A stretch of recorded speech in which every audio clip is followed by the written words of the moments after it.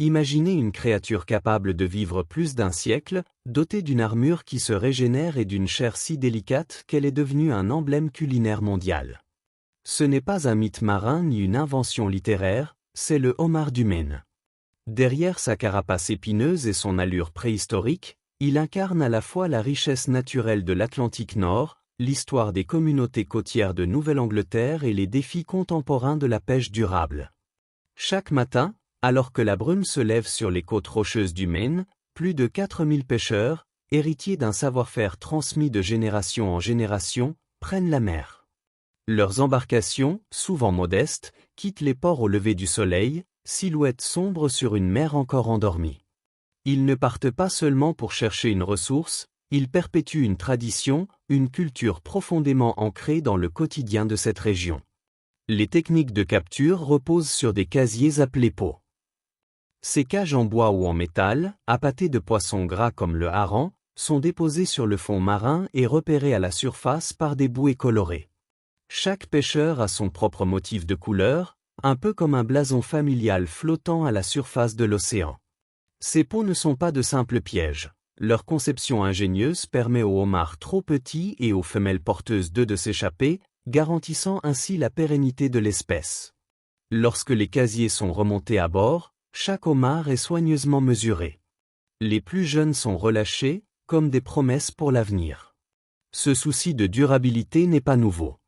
Déjà au XIXe siècle, alors que la pêche intensive menaçait les populations, des réglementations strictes avaient été mises en place. Les colons anglais, en arrivant au XVIIe siècle, considéraient pourtant le homard comme une ressource abondante et presque sans valeur. Dans certaines colonies, il servait même de nourriture aux prisonniers et aux domestiques, au point que des lois limitaient la fréquence à laquelle on pouvait leur en servir. Ironie de l'histoire, ce crustacé autrefois méprisé est devenu aujourd'hui un mets de luxe, servi dans les plus grands restaurants du monde. Le cycle de vie du homard est fascinant, presque digne d'une fable initiatique. Tout commence sous une forme minuscule, larvaire, flottant à la merci des courants de surface.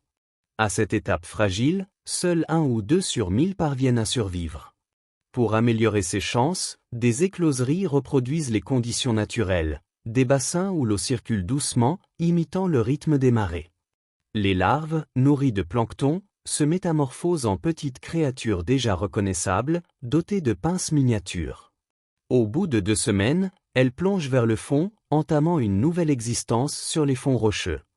C'est un peu comme si un enfant apprenait à marcher, du jour au lendemain, devait affronter seul une ville pleine de dangers invisibles. Ces jeunes homards sont ensuite élevés dans des canaux ou des bassins spéciaux avant d'être relâchés dans l'océan. Cette pratique, surnommée stock en hancement, reflète la volonté des pêcheurs et des scientifiques d'allier tradition et science pour préserver une ressource vitale. À Greenhead, l'un des ports les plus animés du Maine, l'arrivée des bateaux est un spectacle en soi.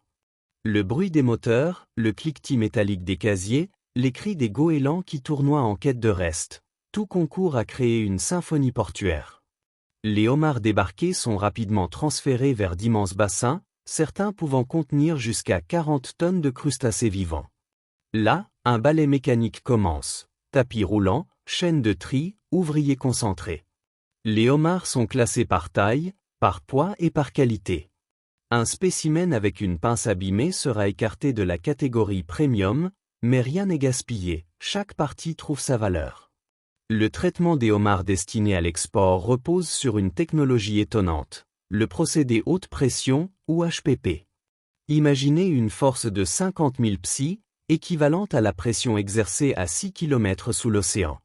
En une fraction de seconde, le homard est tué de façon respectueuse, sans douleur perceptible, tout en préservant intacte sa chair. Ce procédé permet aussi de décoller naturellement la chair de la carapace, facilitant une extraction nette et rapide.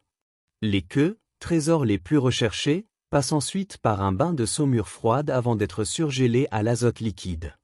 Un voile de glace protectrice les enveloppe, comme une fine armure invisible, pour préserver saveur et texture. Chaque morceau est contrôlé plusieurs fois, avec une rigueur quasi horlogère. La chair des pinces, plus douce, est préparée séparément, souvent réservée aux plats raffinés. Ce respect de la matière première s'étend jusqu'au conditionnement. Les homards destinés à l'Europe ou à l'Asie sont placés vivants dans des caisses compartimentées de 8 kg, avec glace et linge humide. Chaque individu est positionné pince vers le haut, queue vers le bas, une sorte de chorégraphie logistique visant à limiter le stress et à prolonger leur fraîcheur. Certains cargos aériens transportent ainsi des milliers de homards, véritables ambassadeurs marins du Maine. Mais le homard n'est pas qu'un produit, il est aussi une histoire d'identité. Pour de nombreuses familles de pêcheurs, chaque sortie en mer raconte la continuité d'un héritage. Les bouées colorées qui parsèment la côte ressemblent à des drapeaux flottants, rappelant que chaque famille défend son territoire marin, parfois depuis des siècles. Dans les petites villes côtières, les festivals du homard rythment l'été, compétitions culinaires, courses de bateaux, concerts. Le crustacé est devenu une mascotte, une fierté locale, un symbole qui dépasse largement son intérêt économique. Et pourtant, derrière cette réussite, des défis majeurs se profilent. Le réchauffement climatique modifie la température des eaux de l'Atlantique Nord, déplaçant progressivement l'habitat naturel du homard vers le nord.